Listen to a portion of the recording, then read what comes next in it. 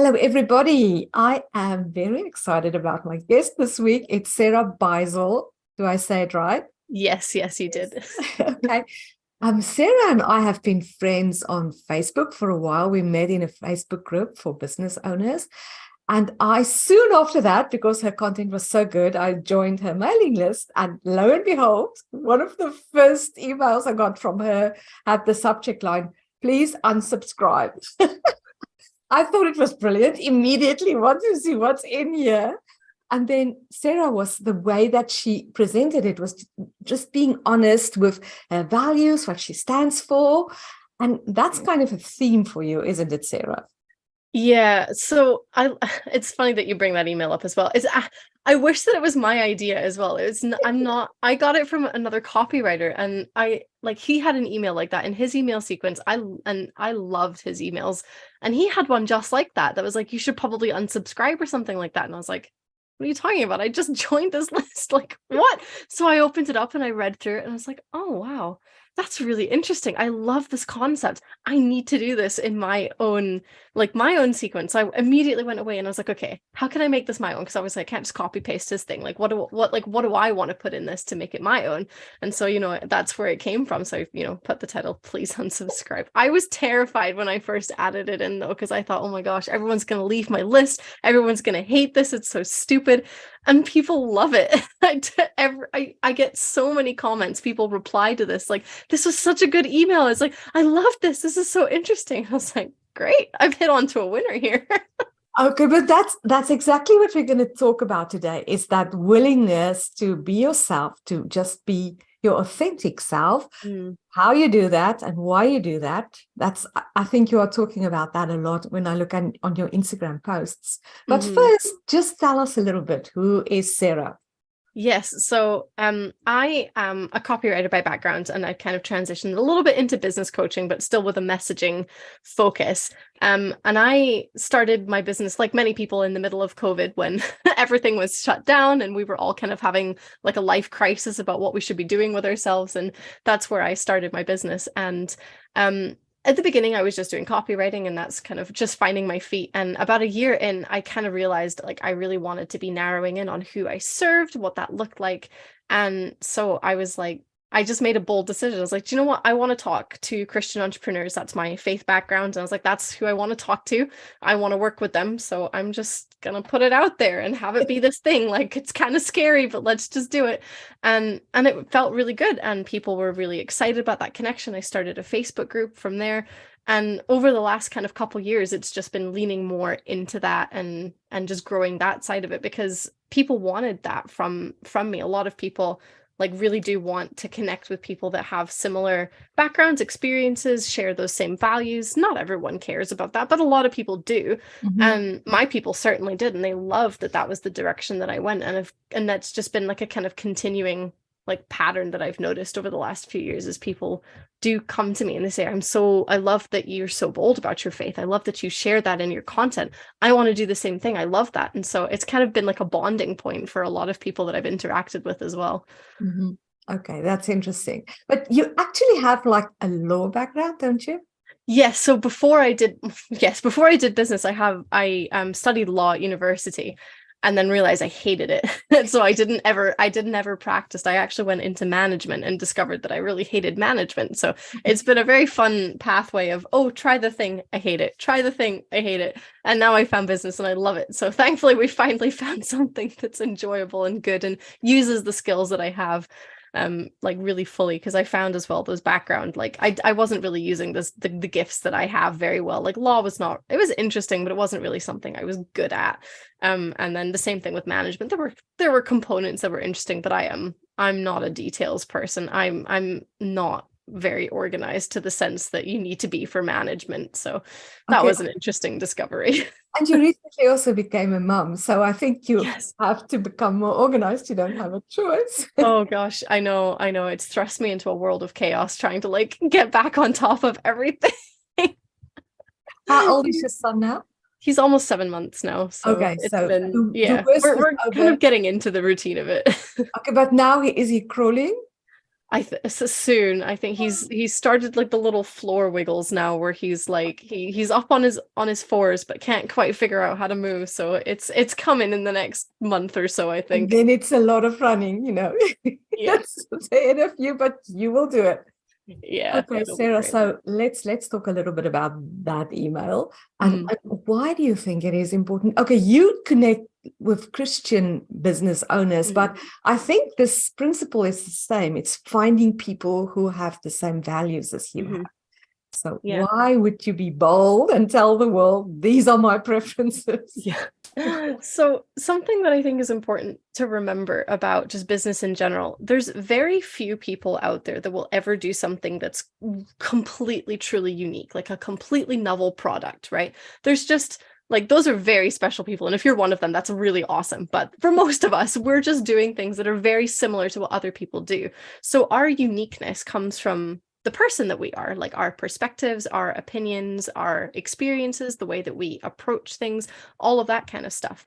And so, like, I'm a business coach. There's how many business coaches are there? Everyone's a business coach these days, right? And so, what makes me different is the way that I approach it. So, for my audience, part of that is the fact that I have a faith background and they can relate to that. Part of it is that I emphasize storytelling and that's interesting to them. Part of it is that I come at business coaching specifically from like the marketing and messaging perspective. So I'm not helping them with other components. They can go to other business coaches for that. So for most of us, it's that same process, right? Where like the thing that attracts people to us, the thing that connects people to us is us. It's ourself, it's our person, it's who we are. And so like really to be able to differentiate yourself in like the social media world, the online world, it is a little bit of just like allowing your personality to come through in your content, allowing you to be the front of your business. And especially as like solopreneurs, right? Like we are our business. We don't have like most of us don't have teams yet, even people to assist us. We don't have like the big company where we need to be separate from our business in a way. Like we are the business, right? It's just us. So it's all the more important to really hone in on that and let that be like the business, be the brand, be the voice. Okay. So good reasons, but like you said, you were a little bit, there was some trepidation before you hit that send button. Yeah. Why do you think it is hard to do that, to really be ourselves?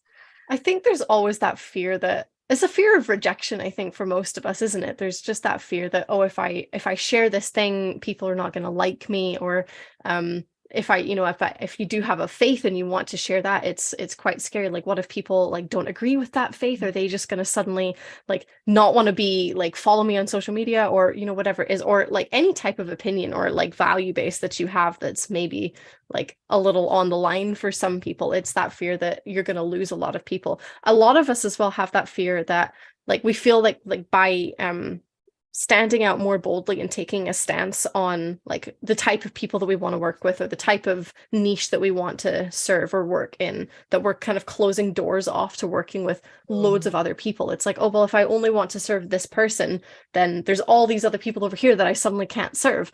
But actually, that's where the strength of your marketing comes in, because you can't serve everyone. Like it's just impossible. Everyone, like we're all too different. We all have different needs and backgrounds and desires and all of those things, different problems. Like you cannot possibly serve everyone all at once.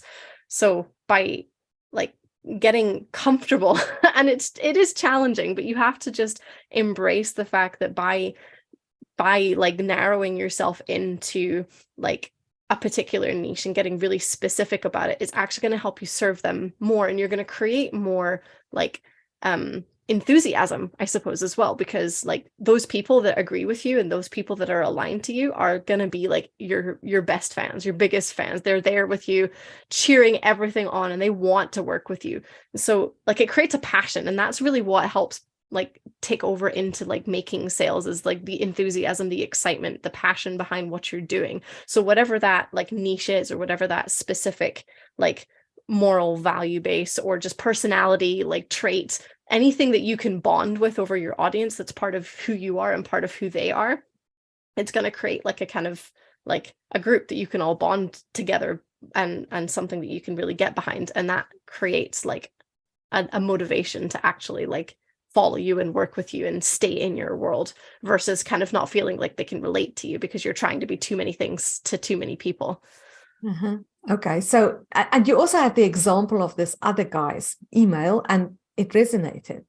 Mm. I'm going to try this too. And then off you went. Yeah.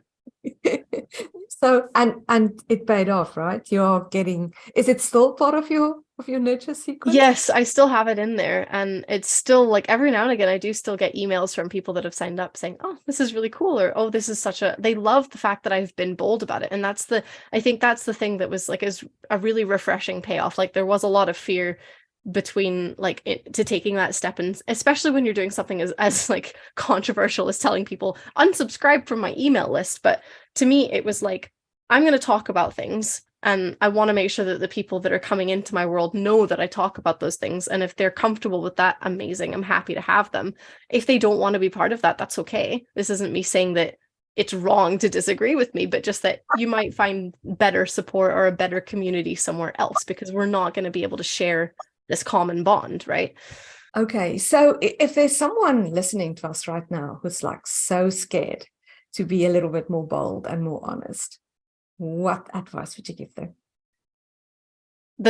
It's a little bit of tough love. I think that honestly, the best advice is, I mean, start in small ways as well, right? Like that's probably like, if you're wanting to try and take that step to be more like yourself, you don't need to go from like 0 to 100% straight away, right? Like bearing all of your soul to to the people that follow you, right? Start in small ways, right? Maybe you just make a post about like, maybe you really love dogs and you want to there's a really fun story about like how you could connect dogs to whatever your like niche is. Like, I don't know, maybe you just start small with that and just be like, oh, I was like walking my dog the other day and I was thinking about this. Like, that's a small way to show up like yourself. That way you're not like isolating everyone and telling people go away if you don't like dogs. You're just saying this is something about me, and you can take steps, right? I would challenge people to share like some easy ones to start with, are things like, why did you get into your business? That's often a very like personal story, but it helps people like relate to who you are. It gives people an insight into the way that you think, the way that you approach things. But it's not a super scary thing, because most of us are fairly like, it's a fairly comfortable story for most of us to be able to say, well, I started my business because of this reason or that reason, or, you know, I want to, you know, do this in my life. And it's not something that's super, super scary. So those are like ones that I think are really easy to start with. If you want to take it to the next level, I encourage sharing things like a transformation story, which is something like, oh, I used to struggle with, you know, like this problem, and this is usually a problem that your audience is also struggling with, right? So this is like a problem that I used to have, but then I took these steps to kind of work on it and figure it out, and I learned this, that, and the other, and you know, this is where I am now, and I can do X, Y, Z. And I have all this like freedom to do whatever because of this process that I went through. So it's a little bit more scary because you're being vulnerable about something that you didn't know, or a struggle that you had, or a mistake that you made. But sharing that journey helps people understand, first of all, that they can take that journey too, but it gives them a kind of a confidence that you do know what you're doing because you've been through it. So those are kind of easy ways to dip your toe into being more authentic. A lot of it is just like mindset work. Like you really have to just sit with yourself and think about like the kind of bits of yourself that you are comfortable sharing. There's always bits of ourselves that we don't want to share, and that's okay. Like we can go too far. We don't want to be airing out like all the laundry for people to see, right? Like you don't need to be sharing all the depths of everything. You can still have a personal life that is separate from your business. But it's the idea of being open with your audience, being honest about who you are, being comfortable that serving a smaller niche is beneficial in the long run, because like we were saying earlier, you're creating like a fan base because you have people that are passionate about something and really connect with you as a person, and that's going to make them much more likely to purchase from you because they have that connection. They can trust like that you're going to deliver, or that they're going to get success working with you, something like that, right? Okay, so why the emphasis on story? I think that it connects us all for a couple of reasons. I think that I think I have a whole podcast episode breaking this down. I'm not sure. If I haven't, I need to create one, because it's like there's a lot of like reasons why storytelling is so powerful. I had one just a few weeks ago, so I'm on you, but I'm curious Yeah, your perspective on it. there's a couple of reasons that I love storytelling. One, I think that like stories are very memorable for most people. Like there's just a lot of like evolutionary like tendencies for us to remember things in story form easier than any other form, because like before there were things like books and writing and all of that, everything was like just told through stories, and so we we find it easier to remember them. So if you're wanting to stick out and be remembered, you're going to have a better chance of that happening with a story versus like informational posts. And then something else that I think that like if you're not a super strong writer, because not everybody is, like writing is not everybody's gift, I think telling stories is easier than trying to create other types of writing, because all you really have to do is like either voice record if you find it hard to just translate thoughts directly to paper. I sometimes voice record a lot of things because I like to talk out loud. It's how I do a lot of my thinking. But whether you voice record or type or write or whatever it is, it's easier to take like a story and just write it all out than trying to kind of craft this perfectly curated, all the copywriting strategies, all the tips and tricks for everything into like a post, because I think sometimes we get in our own heads about trying to make it super, super perfect and have to follow all the strategies. And like they help, they're good, but especially for content, it's more important that your content is interesting and relatable than it being perfect. The perfection will come for like when you're doing things that are more like copy based, like a sales page or your website, things like that, where it needs to be much more like attention to detail. But your content, you just want people to engage with it and to find it interesting. And so storytelling is, I think, an easier thing to do than trying to create all these perfect things. Okay, so you work with many people. So if you were to like think about the number one big mistake that business owners make in their messaging, and give them advice how to fix it right now, what would you?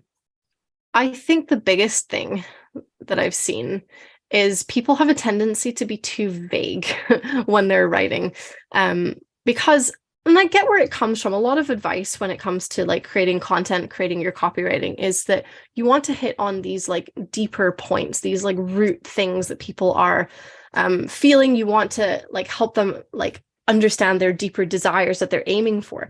But I think the flip side is that we sometimes take that and go a little bit too far with it, and it becomes super vague. So for example, like we often talk about, oh, you know, to find peace, we want to have freedom, we want to like have clarity. And it's like, okay, these are really great concepts, but they're very, very vague.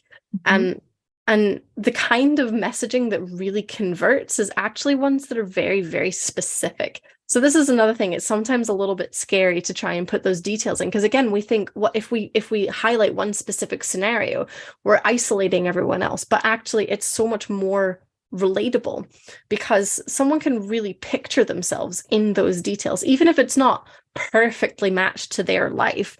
It's still so much closer because they can visualize themselves in it. So an example that I like to use that I find very visual is if we talk about like meal planning or meal prepping. A lot of times the goals with meal planning is to be more organized and to be healthier. Again, very vague concepts, like what does it mean to be healthy, right? But if we look at the example of like organization as like the big picture thing, if you had a post that said, oh, you know, like we're going to create a meal plan for you so you can feel more organized in your kitchen. It's like, okay, like I get it. I'm there, but I'm not 100% sold.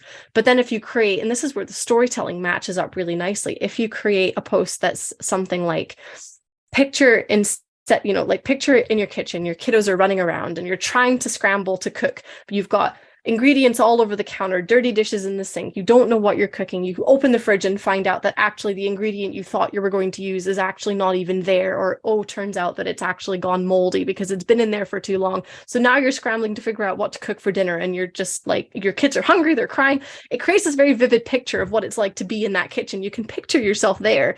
And it's like, oh, I don't want to be in this kitchen, right? And then it's like, imagine instead you look at the wall, you've got your whiteboard that says on Sunday we're cooking X dish, and you know that you've got the ingredients. You open the fridge and there they are. You take them out, you prepare the meal on time so your kids are not hungry, and then you have this nice meal together. You get to sit down, everyone's happy. It creates a much different picture, right? And you can really feel the organization. So you don't have to tell people, I'm going to make you more organized. You can show them through this like picture that you've created. So, and there's like scales, obviously, like there's going to be way better ways to do this, but you can start doing this even if you're not super, super strong at writing. It's okay. Like, I think sometimes we hear like the end goal and we think, oh my goodness, I could never do a story like that. That's okay. Like, you can practice and you'll get there. If you're not good at storytelling, you don't feel like you're good at writing, that's okay. Like, just start and keep trying, and you're going to learn how to do that over time with practice. It doesn't need to be perfect straight away, right? There's still things I could grow in as a writer. I still don't write perfectly. There's lots of things I could do better. I look at my old posts, I'm like, oh my gosh, like there's lots to improve there. So don't let it intimidate you. I would just say, like, get started and try it, right? But getting more specific is that means longer posts. Is that okay? Yeah, absolutely. I think people engage with longer posts far more than shorter posts. And some of that might be personal preference. But if we think of like content, again, the ultimate goal of content is to get someone to read it and to be engaging and to be interesting. And if you're scrolling on, like, I always think, like, if I'm scrolling on Facebook, how many posts do I flick past that say, oh, like, buy this thing, or do you want this thing before it's paid? I've got a free thing. And it's like, oh, okay, scroll. And then, I will scroll through and then see someone have like a hook that's like, I was walking my dog this morning, and I was really thinking about the idea of, well, storytelling. We'll just use storytelling. Now, like, maybe they have something that's really interesting as a hook, and I go, oh, okay, that's interesting. I'm going to click on it to see more. And then I keep reading and I'm interested. And then I'm like on this walk with them. And then I could scroll for days and still be reading this person's post. So really, it doesn't matter whether it's a short post or a long post, as long as it's interesting to someone to read. And a lot of times that interest, again, is going to come from being more open, being more personal, being more relatable. Like, remember that you're a person on social media. I think sometimes I forget this too. It's so hard to forget because we show up as business owners. We're like, oh, we're a business on social media. We've got to do business things. And we forget, actually, like, social media is a social platform, right? It was created for us to connect, to be friends with each other, to like engage in each other's lives, to catch up on what's going on. It's a social networking platform. And if we don't show up with an intent to be social and to network with people, then like that's when the algorithm starts to like work against you, right? If you're showing up as a person to just share things that are interesting to you, thoughts, perspectives, ideas, and you're just sharing information in a like an interesting way, then the algorithm is going to like you more because you're behaving as a person rather than as a business. Human. As a human. Exactly. Sarah, if people are interested in working with you, how do they, what do you offer, and how can they do that? We will give all the links in the description notes, so you don't have to remember everything, but just give us a little bit of an overview. Yeah, of course. So you can come to, I have a Facebook group, and like I say, all of my stuff is usually geared towards like Christian entrepreneurs. But if you're like, you're welcome to connect with me and just chat about whether you would fit into that world. If you are not, that's okay. I'm open to conversations about that. But if you happen to have a faith background like me, then I'd love to have you in there. So I have a Facebook group called Faith Filled Business. And I have a podcast called Grow Your Christian Business. And I have some free resources that are available in both option and like both spaces as well. Some free downloads to get you started with marketing from like this faith perspective and developing your brand voice, all of these kinds of things. So those would be the two best places to connect with me. Okay. And we're going to link to all of that. Yes. Thank you so much for this. This was like, it was as much fun as I had anticipated. Thank you for doing this. Thank you for having me. This has been great.